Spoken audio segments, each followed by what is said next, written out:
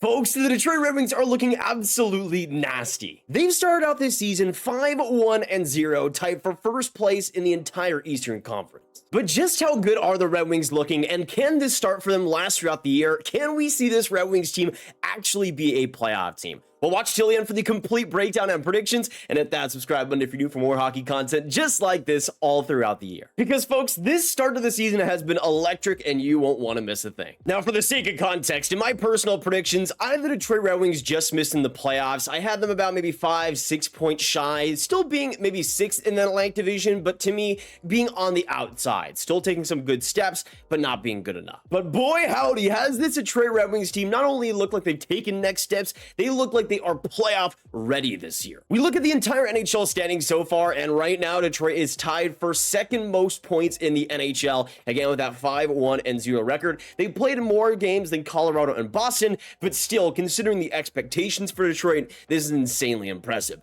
Vegas, Boston, Colorado, all these teams won their division last year, and here comes Detroit right in the thick of things. And then we go ahead and sort the entire NHL in terms of pure goals scored, and look at this. The Detroit Red Wings are first place, ahead of teams like Carolina, ahead of teams like Vegas, Colorado. The Detroit Red Wings are number one. But if you look at all NHL scoring, you continue to see the Red Wings leading in so many categories, with number one, number two in NHL scoring both being Red Wings. And you can see Alex DeBrincat, the off-season edition, already coming in droves with 8 goals, 4 assists, 12 points in 6 games played. Then you have Dylan Larkin, who I have rated quite highly for a long time. He finally has a line mate that can duel with him, can be at his level, and you can see he has 11 points in 6 games. What a start for those two, man. But what I think is a major strength for Detroit right now, besides, of course, the dominance of DeBrincat and Larkin, is that depth scoring. You can see Shane Gostisbehere, another addition for them this offseason, has been electric to start out the year. 6 points in 6 games,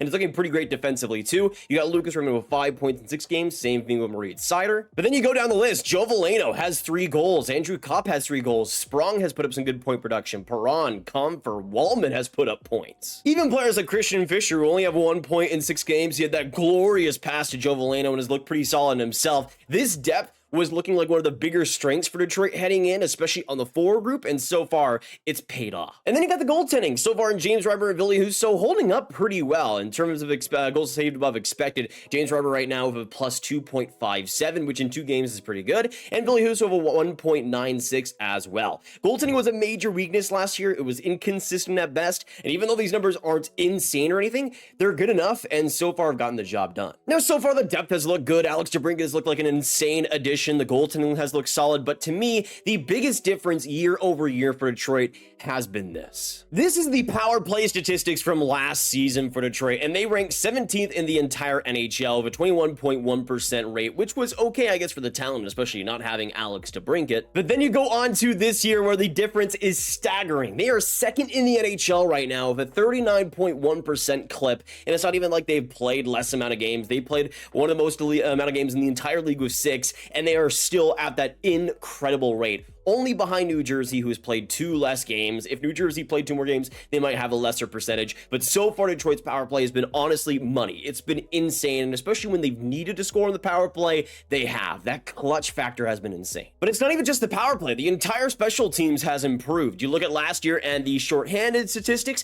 Detroit was 18th with a 78.3% kill rate, which is okay. It was around middle of the league, but still wasn't where it needed to be. And fast forward out of this season, and Detroit is 10th best in the league. They've been shorthanded 23 times, but have come out of it with an 87% penalty kill percentage. And you can see some other teams up here like Colorado, Calgary, Boston having pretty good penalty kills as well. But teams like Detroit that are above 20 times shorthanded have put up some pretty good numbers here. That is another big aspect for Detroit's turnaround. And again, it's the clutchness in that penalty killing. The entire special teams has improved. But when we look at 5-on-5 expected goals for per 60, right now the Detroit Red Wings rank 16th with a 2.68 rate. So a little bit more in the middle if it weren't for those power play goals, really helping them. But that's just the thing. Even though that Detroit power play is going to regress in some sort, they're not going to stay at 39% the entire year. They're still going to have a massive power play, and that's still going to be a major strength for them as the season goes on if they're able to keep getting those opportunities. Now, a good point for them is in terms of expected goals against per 60, they're actually looking pretty good. 12th best in the league with a 2.48. So even though their 5-on-5 offense isn't looking fantastic,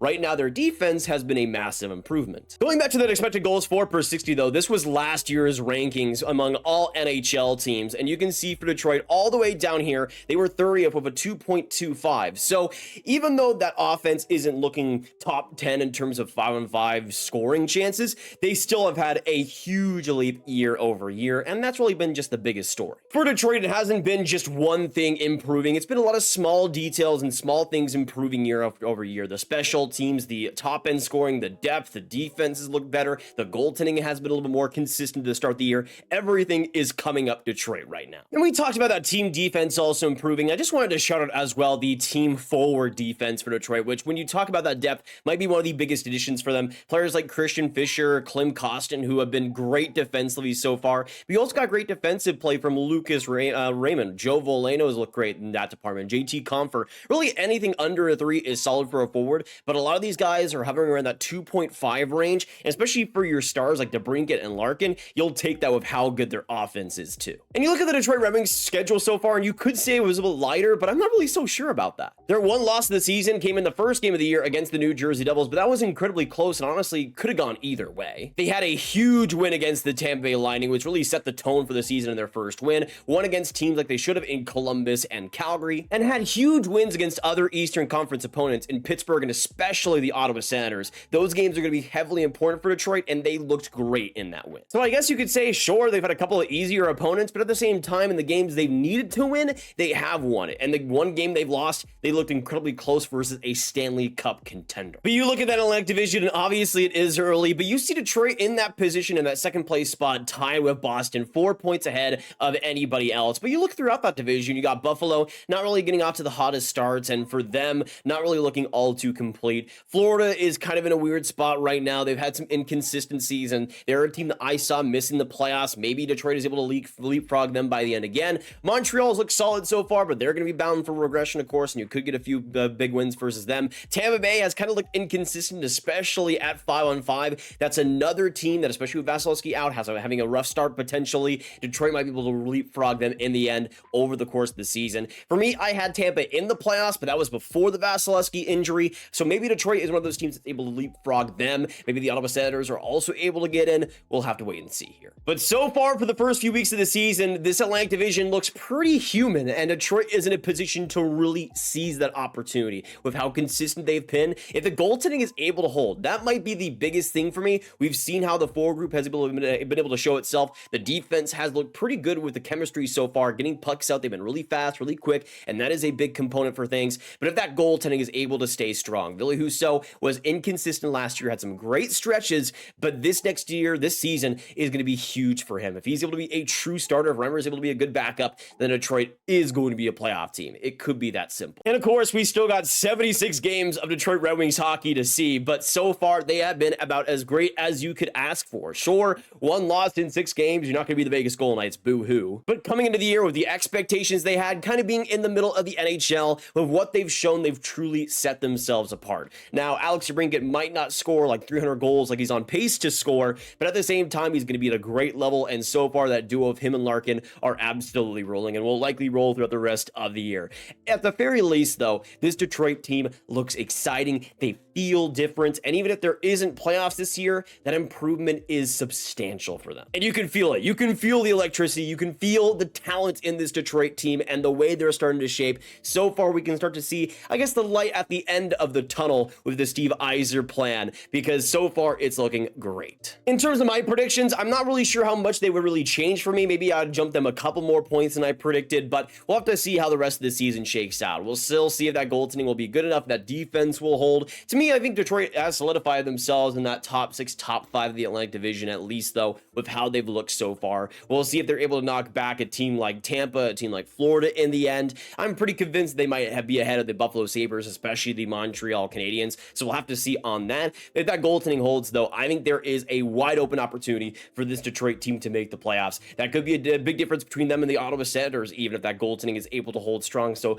because so far, Ottawa's goaltending has not looked all that great. But for Detroit, at the very least, you can't take away how electrifying this start has been for them and how optimistic it's made this team look. With all the additions they made in the offseason, they've all looked pretty great. DeBrincat, of course, has been fantastic. James Reimer in a backup role has been solid. You, of course, got players like Daniel Sprong and Clem Costin in that forward group and Christian Fischer, who have looked solid so far. Of course, JT Compher. You have on the defense, Shane Gosper has been electric. Justin Holl has been way better than I was expecting and actually has chemistry with Ben Chiarot of all people, I guess. Through 6 games, this Detroit team feels different, and for Red Wings fans, they've waited a long time for this team to be different. I mean, it feels like it's been almost 10 years since they made the playoffs. I know it's obviously been a little bit more than that, but at the same time, Detroit just feels like they've been in this rut, this mediocrity for so long, and they finally seemingly pushed past it. We'll see if they're able to push past it throughout the rest of the year, but so far, this start is promising for Hockey Town. But let us know down in the comments down below, is this Detroit Red Wings